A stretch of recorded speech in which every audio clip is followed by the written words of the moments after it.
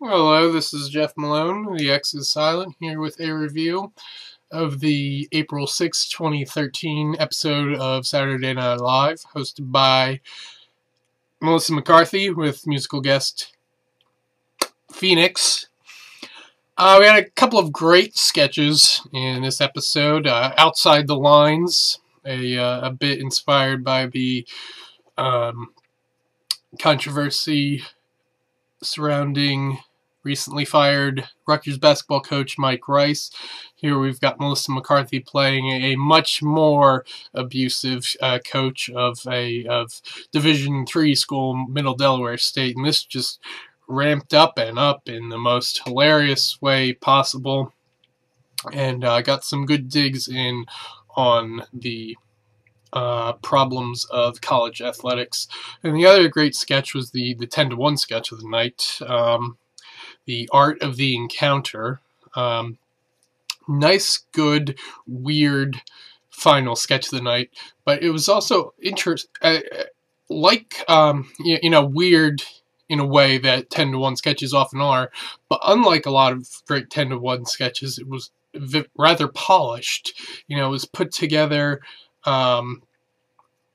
nicely in a way that it could have played earlier in the show. I think even the great 10-to-1 sketches that seem unpolished are more polished than they appear to be. But the fact that this sketch was as polished as it was part of the weirdness. So that's how it was successful. And with this and the Swarovski and Moe Chandon sketches, Cecily and Vanessa are like the queens of the 10-to-1 sketches this season. Okay, a bunch of good stuff. Monologue, great classic slapstick there. The honey-baked ham bake-off, which I thought was okay the first time I watched it, but then I watched it again, and just Melissa McCarthy dancing around and lip-syncing the word ham every 5 seconds or so while the 90s dance music played. Something about that was just hilarious. The Bathroom Businessman commercial was pretty good. Let's see, pretty much all of Update was good. Seth had a few good jokes, nothing too awful, although there was, as is so often the case, there was at least one joke in which the story itself was funnier than Seth's punchline. Jacob, the bar mitzvah boy, came back this time to talk about Passover.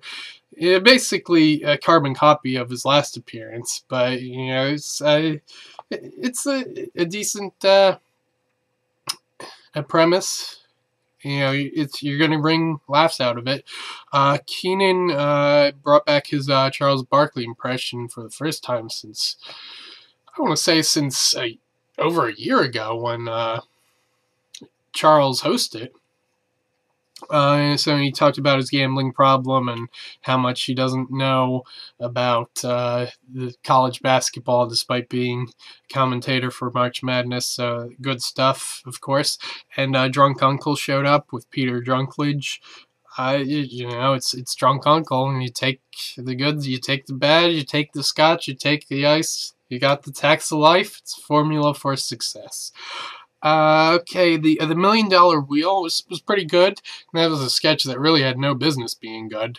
And that's all thanks to Melissa McCarthy's performance, who was just all over this episode, more so than any host this season. More so than most hosts at all. But yeah, they were really. It seemed like everyone was just really confident in her sketch comedy abilities, which would make sense because she comes from a sketch comedy background, along with some from the same place, the Groundling Theater, along with some other SNL people. And the loan application for the pizza eating business was also a pretty good sketch and surprisingly clever. And again, a great performance from Melissa. Mediocre. The Kim Jong-un opening was, yeah, they do these so many times. The foreign leader talks gibberish, while they have someone in the cast play the foreign leader, and they just talk gibberish while the translator, I think it's always in the scene, does voiceover of the translation of what they're saying. And there's a few good lines always, but it's like, whatever.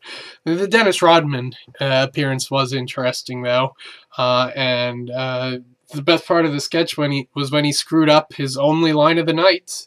Live in New York, it's Saturday. And the voice sketch was, I got a little excited for that because it's seen apparently they'd been doing voice sketches in dress rehearsal several times this season, so I was happy that it finally showed up. I think this one was different than what the previous ones would have been because now it's a new season. The Voice, they got some new judges. It kind of felt like they were just going through the motions, just having impressions of each of the judges. Not much beyond that, although Melissa's character as the contestant was interesting enough to make the sketch worth something, at least. No bad sketches. And as for Phoenix, I'm liking the sound for the new album. Apparently, a lot of people were praising the drummer. I didn't really notice. But I mean, I didn't think the drumming was bad.